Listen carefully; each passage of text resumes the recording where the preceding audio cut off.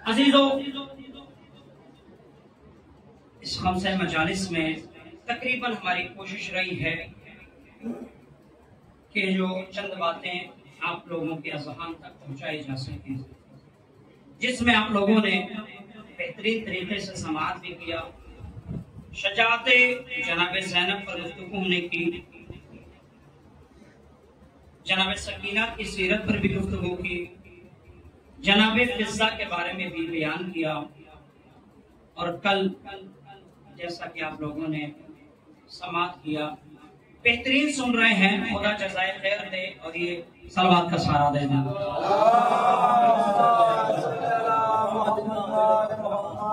बेहतरीन तरीके से सुन रहे हैं, बस ये कि थोड़ा आप आगे आ जाएं ताकि बाद में आने वालों को ज़हमत ना हो, और आगे आ जाए, सलवात का सहारा दे दें। सलवात पढ़ दे मोहम्मद वाले।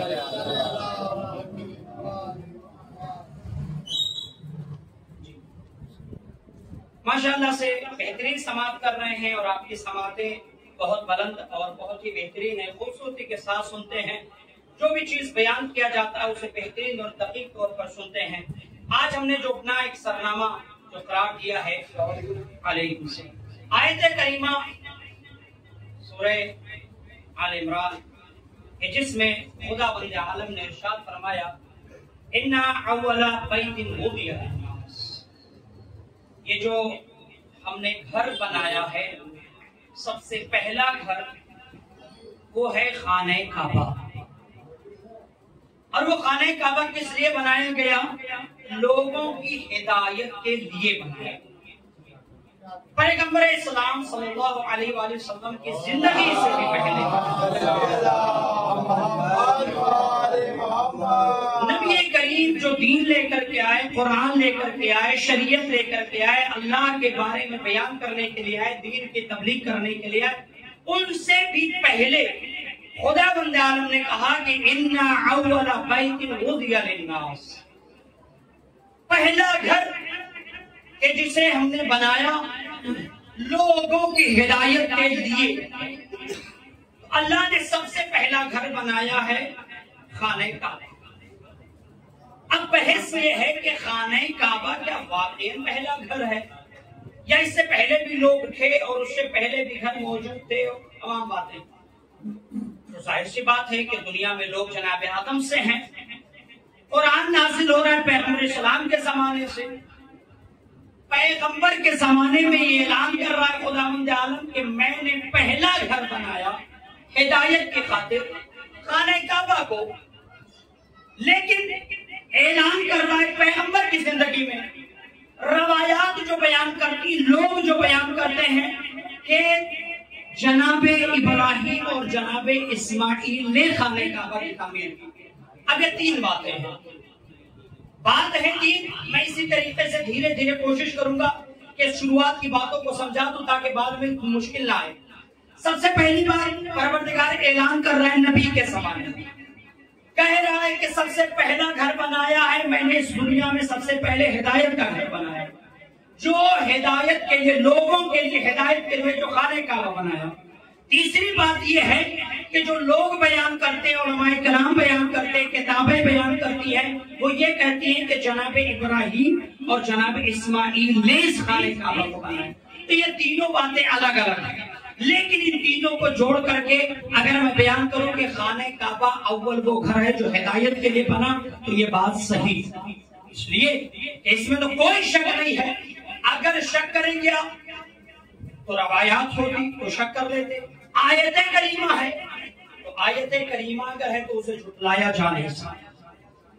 इसलिए कि हमारा अकीदा है कि अगर कुरान मजीद की कोई एक आयत भी झुटला दे तो काफिर। हमारे यहाँ इसकी कोई रियायत नहीं की गई।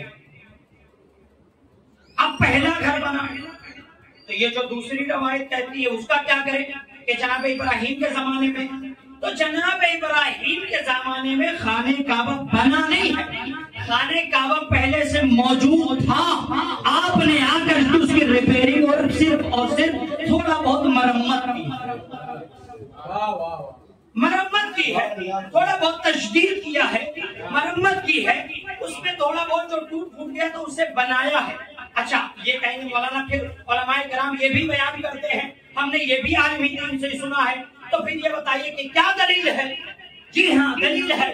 दलील ये है कि जब जनाब इब्राहिम नमरूद के जमाने में थे, आप पैदा हुए गार में, गार से पैदा होने के बाद जब आप 13 साल के हो गए तब आप गार से बाहर आए, तमाम तरीके से लोगों को समझाना शुरू किया। जो बुत परस्त थे, जो चांद की पूजा करने वाले, जो सूरज की पूजा करने वाले, जो सितारों की पूजा करने वाले, जो बुतों की पूजा करने वाले थे, सबको आपने समझाना शुरू कर दिया। यहाँ तक के बात पहुंच गई नमरूद तक, और जब नमरूद तक पहुंची तो नमरूद आपके खिलाफ खड़ा हो गया।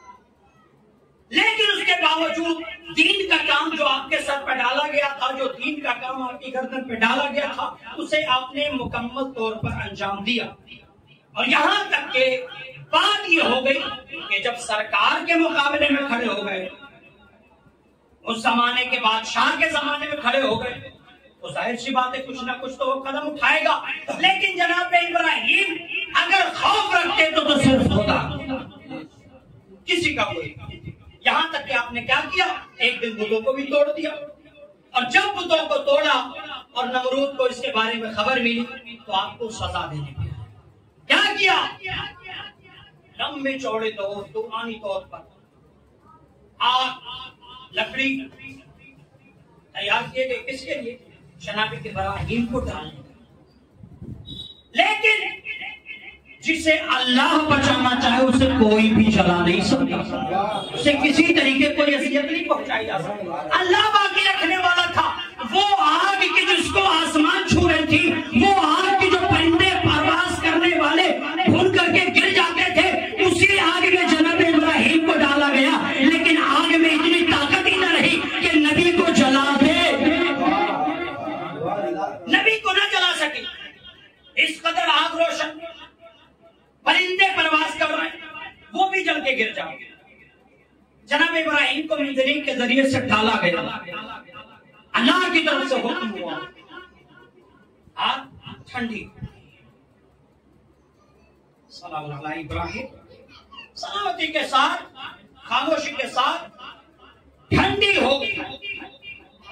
फिरऔन तो घबरा गया, अपने आप को खुदाई का दावा करने वाला, हुकूमत करने वाला, बादशाहत करने वाला, जहां पर हजारों की भीड़ लगा के बैठा था कि तुम्हारे बुतों की जो तौहीन कर रहा है उसे हम आग में जला देंगे, उसका खुदा नहीं बचा पाएगा।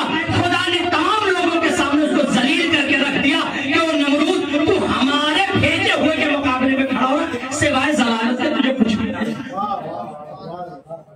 बात यह हुई कि जब जनाब इब्राहिम बच गए तो इसने क्या किया था, अपने लिए एक बुलंद मकाम, एक बेहतरीन कुर्सी और तमाम रियाया को इर्द गिर्द खड़ा किया।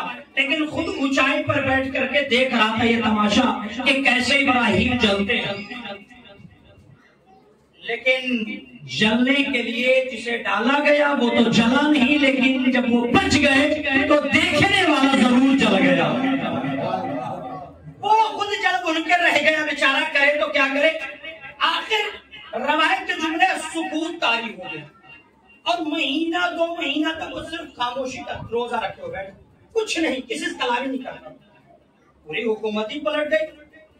जनाब इब्राहिम से कहा, भैया देखो ऐसा है कि एक म्यान में 2 तलवार नहीं है, ना हम तुम्हारे खुदा को मानने वाले हैं और ना तुम हमारे पर, ना तुम कुछ सब कर सकते हो ना हम। अगर हम कहेंगे तो तुम एक्सेप्ट नहीं करोगे, तुम कहोगे तो हम एक सलवात का सहारा दें। आइए इजाजत। कहा कि एक म्यान में 2 तलवार रहने वाली नहीं है, तो एक काम करो, तुम अपना रास्ता अख्तियार करो, हम अपना रास्ता अख्तियार करते। जनाब इब्राहिम वहां से चल दिए मुल्क शाम में, 8 फरसद की दूरी पर आपने कयाम किया और कयाम करने के बाद एक ऐसी जगह तलाश की कि जहां पर मेन चौराहा। जनाब इब्राहिम वहां रहने लगे। वहां से दूर दूर तक शहर, दूर दूर तक कोई, जनाब इब्राहिम तन्हा अपनी बीवी को लेकर के और वहां रहने लगे। आया मसला कहां पे? तशदीदे काबा के बारे में। वहां पर आपकी 2 बीवियां थी, 2 बीवियों में थोड़ा सा मसला बना। जहां 2 बर्तन होंगे आखिर टकराएंगे जरूर। जनाब इब्राहिम की 2 बीवियां थी, जनाब सारा, जनाब हाजरा। लेकिन ये दोनों पहले तो साथ साथ रही, लेकिन जब बाल बच्चे दोनों के यहाँ हुए तो एक दिन मसला ये हुआ कि जनाबे इस्माइल एक जामुन पर बैठे हुए थे और जनाबे इसहाक आ गए।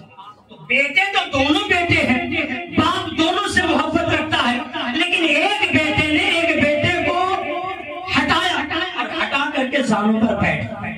एक माँ देख रही थी ये मंजर, उससे बर्दाश्त ना हुआ, उसने कहा ये कैसी बात है, मेरे बेटे को हटा करके इनका बेटा बैठेगा, ये कैसी बात है। अच्छा, बाप तो दोनों से मोहब्बत कर रहा, उसने सोचा कि भाई ठीक है, कुछ लम्हे के लिए वो बैठे तो कुछ लम्हे के लिए भी बैठ जाए, कुछ देर वो भी बैठे थे, ये बैठा, वो भी बैठा, ये भी बैठा, इससे मोहब्बत है, इससे भी मोहब्बत है, लेकिन माँ से बर्दाश्त नहीं हुआ। फिर माँ ने फैसला किया कि भाई हम और ये एक जगह पर नहीं, एक काम करो, इनको अलग छोड़ो, हमें अलग।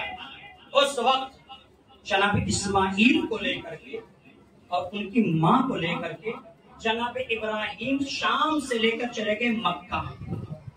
मैं दलील देना चाहता हूँ कि खाने काबा क्या वाकई मौजूद था वहां पर जब जनाब इस्माइल और इब्राहिम गए?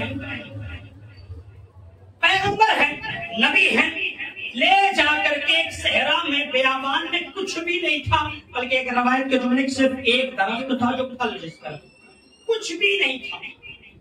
यहां तक के आपने जब अपने बीवी और बच्चों को छोड़ा है तो कहा परवरदिगारा, मैं अपने बीवी और बच्चे को यहाँ छोड़ के बेयाबान में सहरा में जा रहा हूँ जहाँ पर घास की एक पत्ती भी नहीं उगती, तो फिर क्यों छोड़ के जा रहे हो?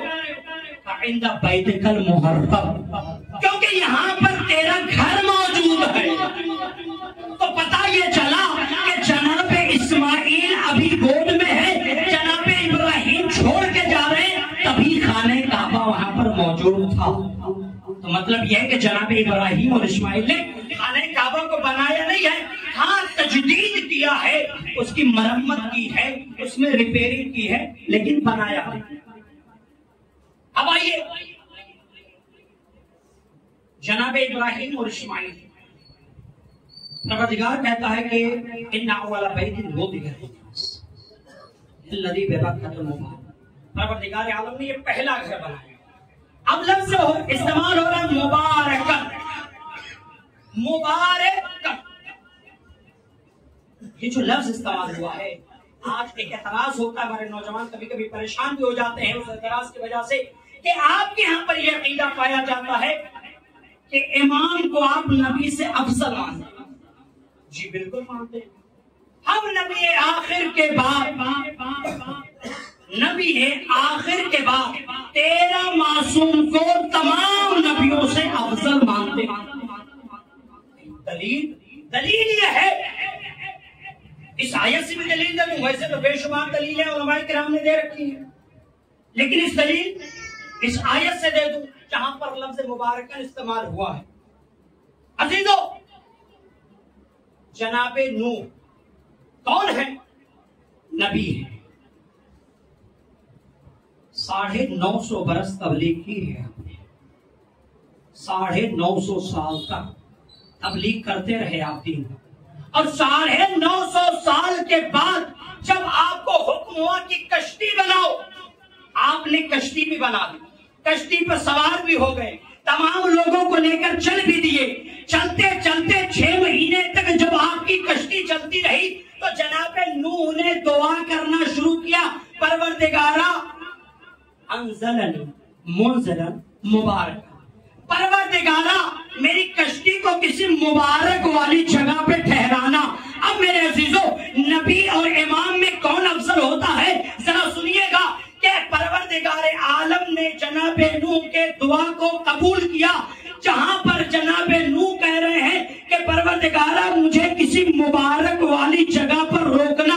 अल्लाह ने देखा कि जनाबे नूह है 950 बरस तबलीग करने के बाद एक दुआ का तलब कर रहे हैं कि परवरदिगारा किसी मुबारक वाली जगह पर रोकना।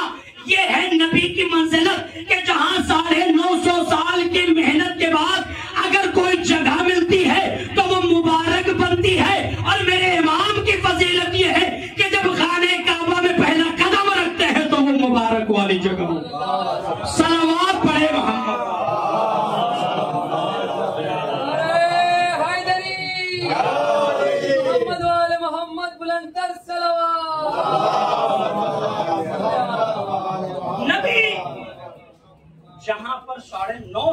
बाद मेहनत करने के बाद जिस जगह पर रुकने ठहरने के लिए दुआ करें, वो नबी है। इमाम का मकाम ये है कि जब वो दुनिया में ही कदम रखते हैं कोई तबलीग नहीं, लेकिन जब कदम रखा तो मुबारक। लेकिन इस तरीके के एतराज़ात उठते रहते हैं, घबराया ना कीजिए। आपके उलमाए कराम ने, आपके आइम्मा ने कहीं सर झुकाने वाला नहीं बनाया, सर उठा के बोला करे कि हम अली वाले, उठा के बोला।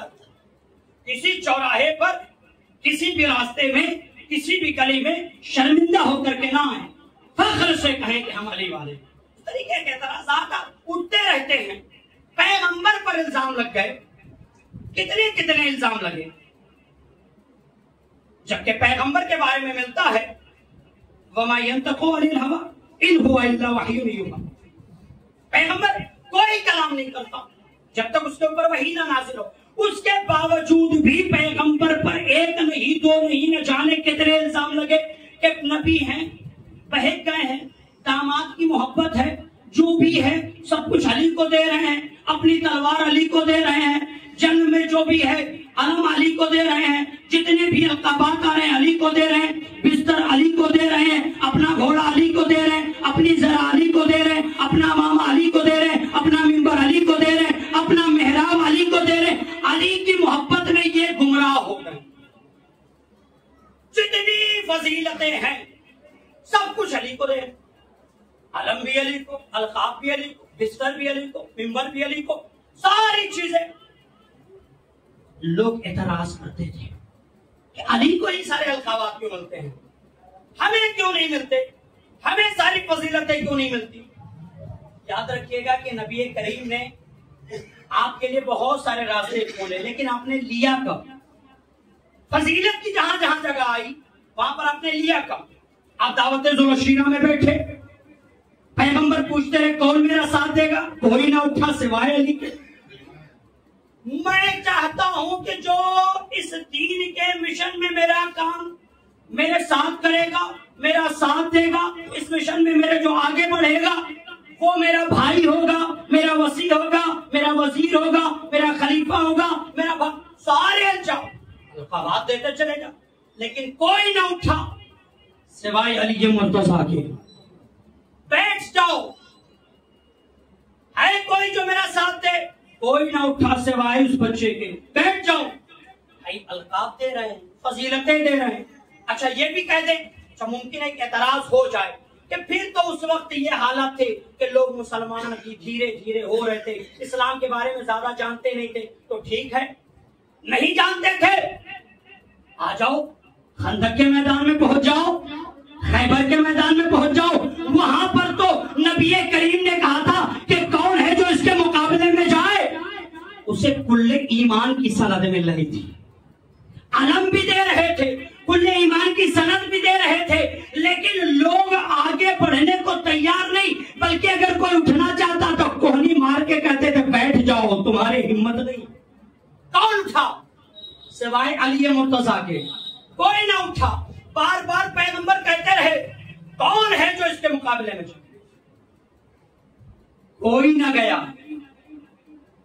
जब 39 दिन तक अलम दे दिया पैगंबर ने कि जाओ जंग करके आ जाओ, लड़ करके आ जाओ, आज तो अली भी नहीं है, तुम्हें अलमदारी का शौक है, ले जाओ अलम लेकर जाओ, फतह करके आना। लेकिन वहां से भाग करके ऐसे आ गए पता ही नहीं चला, एक दूसरे पर कहते रहे कि भैया हम नहीं भागे थे, पहले ये आ गए थे, ये नहीं ये आ गए थे। किसी ने मसले को हल कर दिया कि भैया ये भी नहीं आए थे, हम भी नहीं आए थे, असल में घोड़ा ही नहीं रुक रहा था, वही लेकर चला। भाई जब घोड़े को संभाल नहीं पा रहे तो इस्लाम को क्या संभालेंगे आप? सलवात का सहारा दें आप।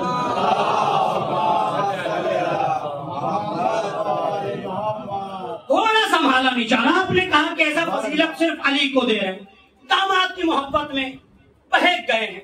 भाई दामाद की मोहब्बत में कहां बहक, जो कुछ हुक्म खुदा हो रहा है वही, लेकिन उसके बावजूद लोग एतराज पर एतराज, और एतराज का असल मसला तो तब बढ़ गया कि जब हुक्म खुदा हुआ, नबी करीम मस्जिद में आए और हुक्म दिया कि जितने भी दरवाजे ये मस्जिद में खुलते हैं ना, सारे बंद कर दिए जाए, सारे दरवाजे बंद कर दिए जाए। एक सलवात का सहारा दें आप।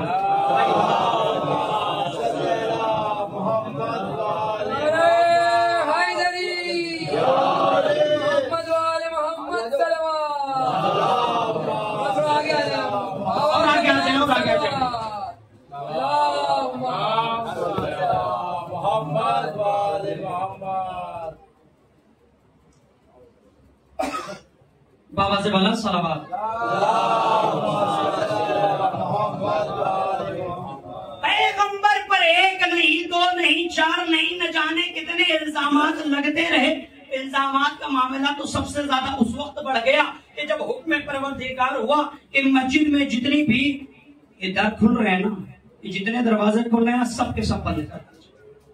अच्छा, कुछ तो थे कि खुश हो रहे थे, कुछ ऐसे थे जो गमगीन हो रहे थे। जिसका दरवाजा बंद होता जाता था उतने ही ज्यादा उनके चेहरों की झुर्रियां बढ़ती चली जाती थी।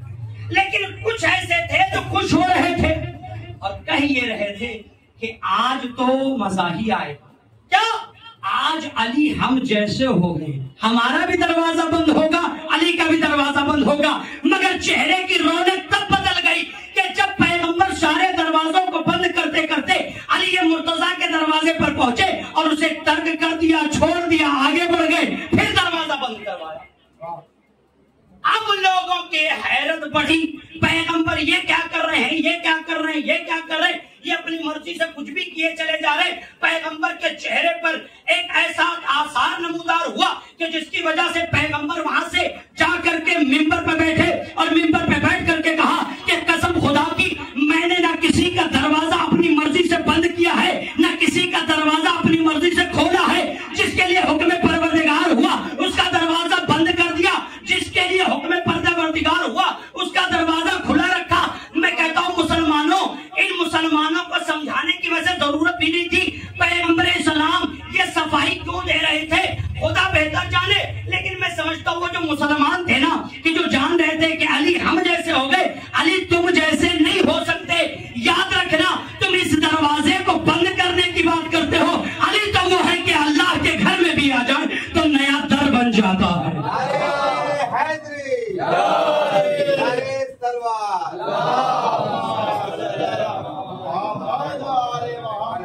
अली मुर्तजा तो वो हैं कि जिनके लिए नया घर बनता है। ये दरवाजा क्या रोकेगा अली का रास्ता। अजीजों, अल्लाह ने सबसे पहला घर बनाया हिदायत के लिए। मुबारक वाली जगह है और ये जो मकाम इब्राहिम में खास तौर पर सबसे ज्यादा खास जगह जो बयान किया वो है मकाम इब्राहिम। लेकिन इसमें लफ्ज इस्तेमाल हुआ है हुदल लिल आलमीन, ये आलमीन के लिए हिदायत।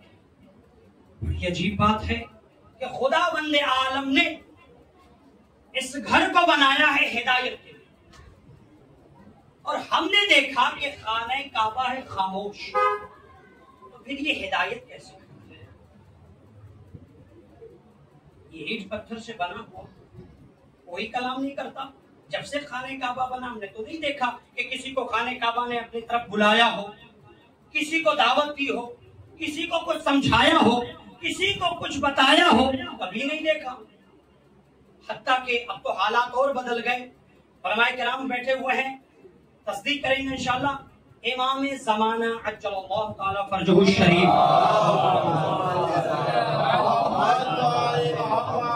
इमाम ज़माना के ज़ुहूर के बारे में जो अलामतें मिलती हैं उनमें से एक अलामत ये है कि खाने काबा की दीवारों से गानों की आवाज आएगी, गानों की आवाज आएगी। अच्छा, इस मसले को पढ़ने के बाद बहुत हैरानगी होती है कि शायद कुछ जालिम आएंगे, कुछ काफिर आएंगे, कुछ गैर आएंगे और आने के बाद खाने काबा के पास गाने वगैरह करेंगे। लेकिन अगर इस पर गौर करें तो पता चलेगा कि इस हदीस को मुकम्मल करने वाले हमी और आप रहेंगे। खाने काबा की दीवार से गानों की आवाज, जितने भी हाजी बैठे हुए हैं इसमें, खास तौर पर जो जमाने कदीम में गए थे, वो इस बात की गवाही देंगे। खाने काबा के पास पहले और अब में बहुत फर्क है। ये जो मक्का है, इसके अंदर बहुत सारी चीजें ले जाना मना है, जैसे शराब नहीं जा सकती। ये जो फिल्में हमारे यहाँ निकलती हैं, वो फिल्मों की कैसेटें वगैरह वहां बिकना मना पूरे मक्का में। लेकिन ये मना था, अब नहीं है। था कभी, फिर हुआ कि बाकायदा जो फिल्मों की कैसेटें हैं वो धीरे धीरे शहर में दाखिल हुई। यहां तक के इंडियन जितने ये डायरेक्टर, एक्टर, पेक्टर जितने भी हैं, ये बाकायदा हुकूमत की तरफ से बुलाए जाने लगे। आप जाकर के मंजर देखिए कि वो हालात हो गए हैं कि अब क्या नहीं पाया जाता, मंदिर नहीं पाया जाता है वहां, शराब के ठेके नहीं पाए जाते वहां, गानों की कैसेटें नहीं पाई जाती। शहर तो शहर है, हरमे मक्का जो खास तौर पर काबा है, वहां पर दूर दूर तक नहीं बिकता था। अब खाने काबा के इर्द गिर्द गानों की कैसेटें बिकती है। अफसोस का मकाम है मुसलमानों के लिए, मर जाने का मकाम है कि जो हराम फेल के लिए पूरे मक्का में दाखिल होना मना था, वो आज गानों की कैसेटें उन नाचने और गाने वालों को बाकायदा हुकूमत की तरफ से वहां पर प्रोग्राम करवाए जाते हैं, सिर्फ और सिर्फ अपनी अय्याशी के लिए, सिर्फ और सिर्फ अपनी खुशी के लिए।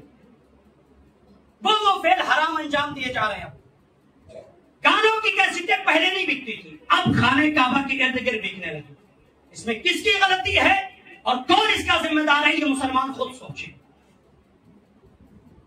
अब का मुसलमान हज करने जा रहा है, पैसा जमा कर लिया, पासपोर्ट भी आ गया, वीजा भी आ गया, यहां से तैयारी भी हो गई, सारी तैयारी करके चला गया मक्का में।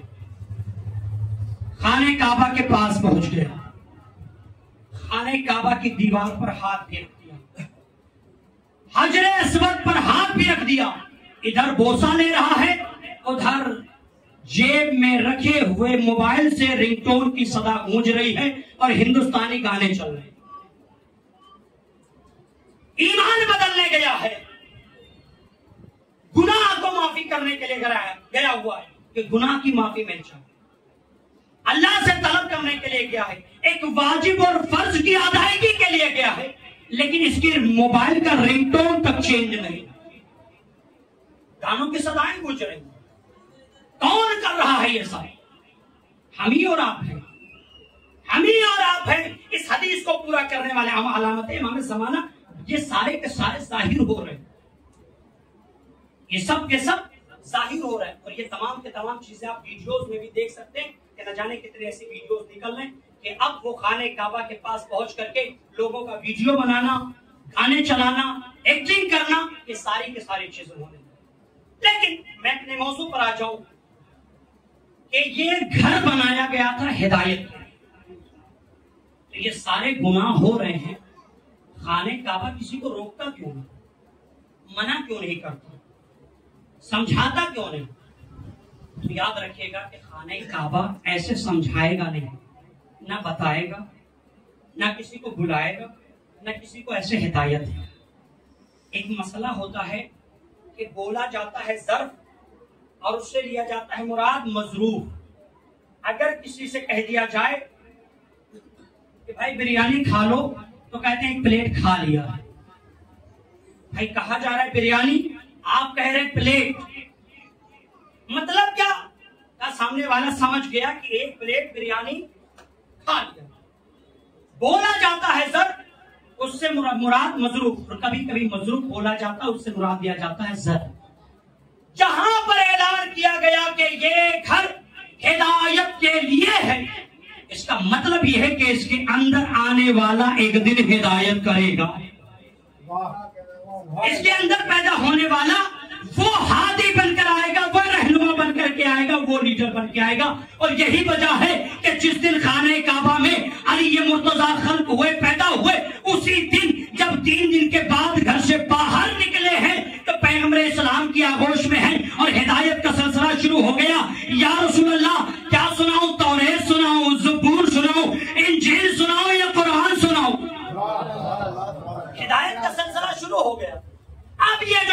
बनाया था अल्लाह ने हिदायत के लिए, सिलसिला अब शुरू हुआ।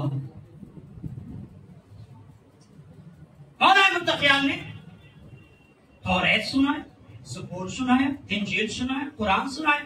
पैगंबर कहते हैं याद है कुरान सुनाओ, कुरान सुनाओ। मौला मुत्तकियान है, गोद में है, 3 दिन के हैं। मैं कहूंगा या रसूल अल्लाह, छोटा सा बच्चा है, पूरे अरब वाले देखने के लिए आ गए, कहीं बच्चा है भटक ना जाए, भूल ना जाए, मजमे को देख के घबरा ना जाए, कहीं कोई मसला ना हो जाए। इस बच्चे से आप कुरान सुनने जा रहे हैं। पैगंबर ने कहा क्या तुमने कुरान का वो वाकया नहीं पढ़ा है कि जो अल्लाह की जानिब से आता है वो कभी खता नहीं करता? मैंने कहा कौन सा?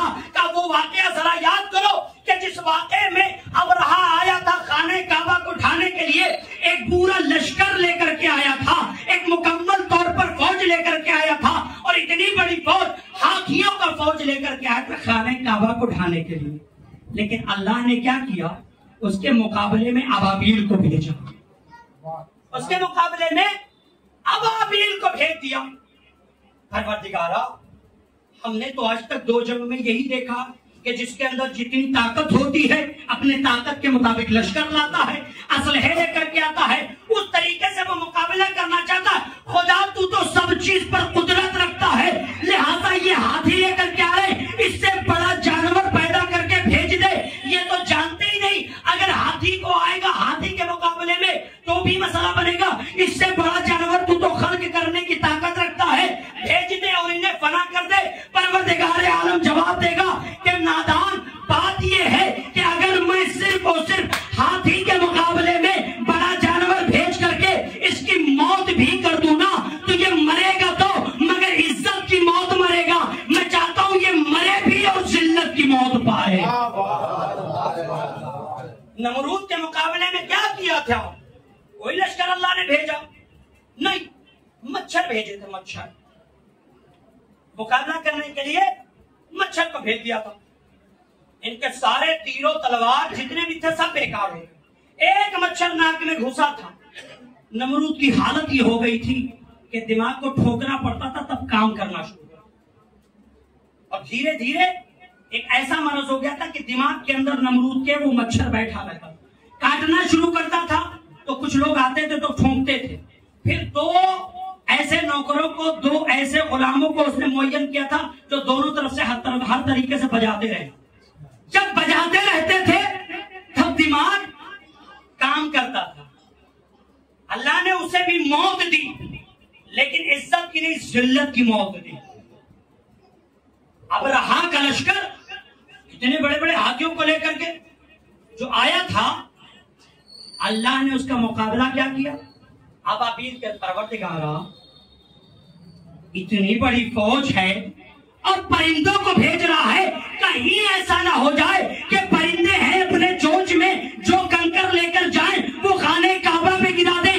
अल्लाह आवाज देगा ये मेरे भेजे हुए खता नहीं कर सकते। तो जब अल्लाह का भेजा हुआ एक परिंदा खता नहीं कर सकता तो उसकी तरफ से एक मखसूस बंदा कैसे खता कर सकता है? सलावत पढ़े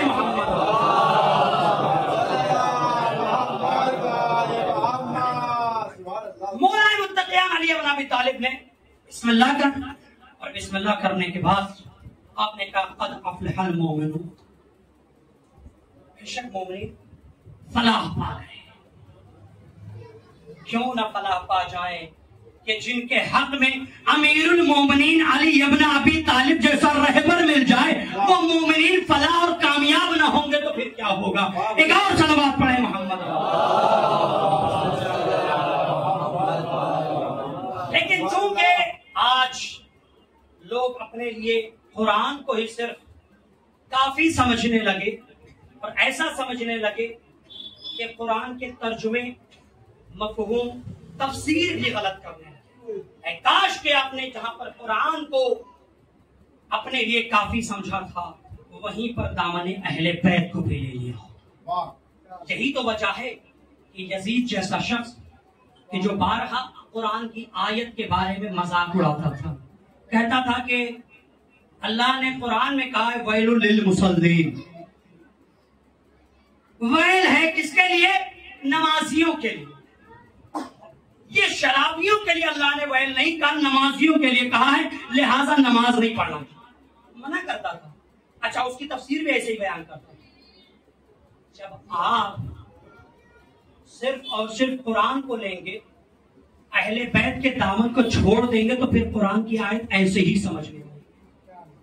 काश कि अपने दामन अहले बैत को पकड़ा होता तो अहले बैत बताते कि किन मुसल्लीन पर और किन नमाजियों पर खुदावंद आलम लानत करता है, किनके लिए जहन्नम करार देता और किसके लिए अजाब है।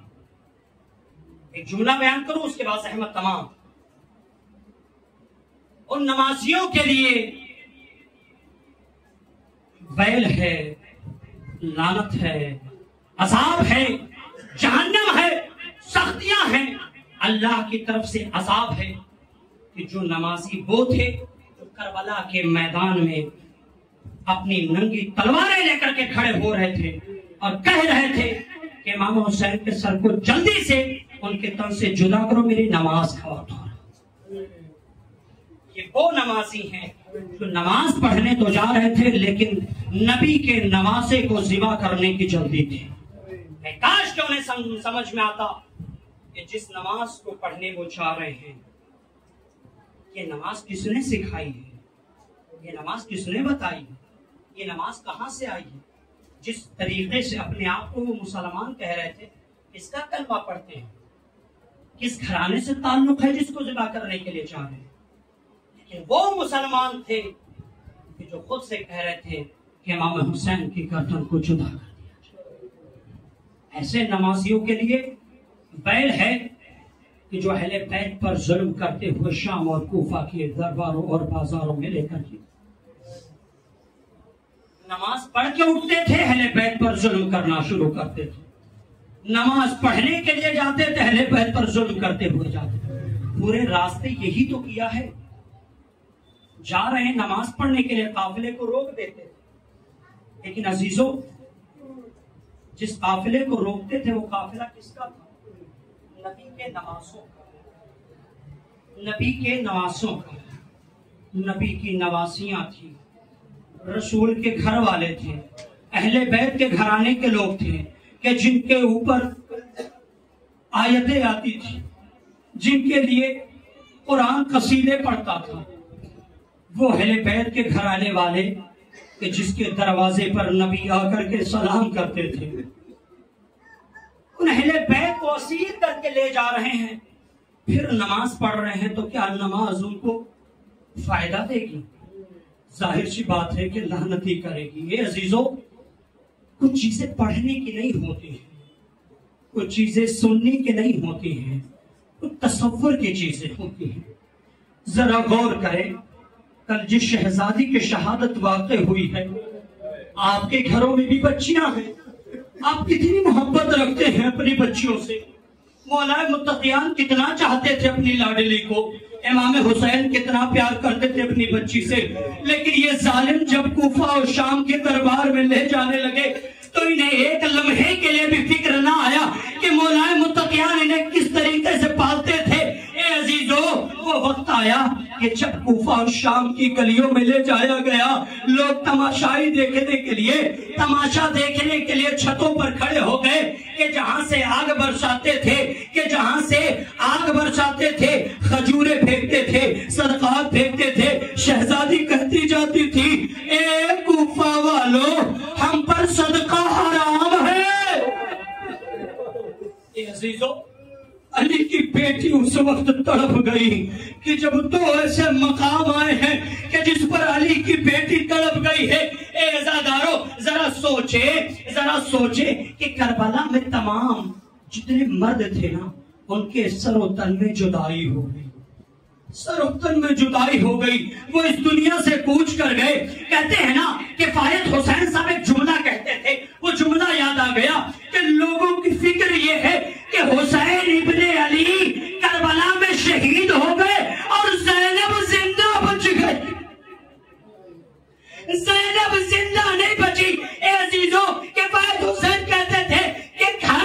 इसके लिए ज़िबा करने का तरीका अलग अलग होता है। ऊंट को अलग तरीके से ज़िबा किया जाता है, ऊंट को नहर किया जाता है। अगर किसी जानवर को ज़िबा करना हो तो उसके गर्दन पर छुरी चलाई जाती है। इंसान को कत्ल करना हो उसके सरोतन में जुदाई कर दी जाती है। अगर मछली को मारना हो तो पानी से अलग कर दिया जाता है। लेकिन अहले बैत के घराने की खवातीन को ज़िबा करना यही है कि उन्हें बेपर्दा कर दिया। एक मरतबा जब ये काफिला चला है, जनाबे ज़ैनब उस मकाम पर पहुंची कि जिस मकाम पर किसी जमाने में अपने भैया के साथ सफर करके आके पहुंची थी। जब उस जगह पर पहुंची ना तो सुबह का सवेरा, सुबह का उजाला होने वाला था। एक मरतबा ए अज़ादारो मौलाए मुत्तकियान को खत लिखा गया, बाबा हम यहाँ पर पहुंच चुके हैं, अरे सूरज निकलने वाला है, बाबा क्या हुक्म है। अरे मौला उस वक्त अरे कूफा में हुकूमत करते थे। इमाम हसन से लिख करके कहा, बेटा जहाँ पर काफिला है वहीं पर रोक दो, इसलिए कि कूफा की गलियां खुल गई हैं, लोगों के दरवाजे खुल गए हैं। मैं नहीं चाहता, मेरी गैरत गवारा नहीं करती कि ये अपने घर से निकलने वाले, अरे ये नमाज पढ़ के मस्जिद से निकलने वाले नमाजियों की निगाहें मेरी बेटी के महमिल पे पड़े। अली या मुर्तजा, ए मौला आपको नमाजियों की निगाहें अपनी बेटी पर बर्दाश्त नहीं, आए शराबियों की निगाहें। अली मुर्तजा का जमाना जनाबे ज़ैनब ने याद किया। लेकिन अब जब दूसरी मरतबा सफर से आ रही है ना तो वो वक्त है कि जब अंधेरा होने वाला है। शिमर मलऊन ने खत लिखा कि हाकिम से कि क्या हुक्म है, हम फला जगह पर आ गए हैं। एक मरतबा कहा काफिले को वहीं रोक दो। अरे जब सुबह का सूरज निकले, लोगों के दरवाजे खुल जाए, बाजार सजा दिए जाए, तब ज़ैनब को बाजार से गुजारना। दरबार में दाखिल होने के 7 दरवाजे थे। ये वो जगह है कि जहां पर शहजादी एक वक्त की शहजादी थी, मौलाए मुत्तकियान की हुकूमत थी। यही वो जगह है कि जहां जनाबे ज़ैनब एक शहजादी बनकर रह चुकी है। वो दरवाजा याद था कि जिसमें हुकूमत जब करती थी ना तो उस दरवाजे से आया जाया करती थी। एक मरतबा वो दरवाजा देखने के बाद अली मुर्तजा का जमाना याद आया। शिमर मलऊन से कहती है कि मुझे इस दरवाजे से दाखिला न कर, मेरा किसी और दरवाजे से दाखिला करवा दे। ए शिमर मलऊन क्या कहता सुनेंगे। शिमर मलऊन कहता है, ओ ज़ैनब इस वक्त तुम शहजादी नहीं हो, मेरी कैद में हो। जनाब ज़ैनब ने जैसे ये जुमला सुनाना, एक मरतबा अब्बास की बहन को जलाल आ गया। ए बीबियों मेरे करीब आओ, ये शिमर ने मुझे मजबूर समझ लिया है। आओ मैं हाथों को उठाती हूँ, दुआ करती हूँ, तुम सबके सब आमीन कहना। सारी बीबियां आ गई। जनाबे ज़ैनब ने हाथों को उठाया, आसमान की तरफ देखना चाहा, भाई के चेहरे पर निगाह गई, खून के आंसू जारी है। ए भैया अब रोने का सबब क्या है? ए ज़ैनब बद्दुआ न करना, मकसद को पामाल न कर। जालिम जिस दरवाजे से चाहता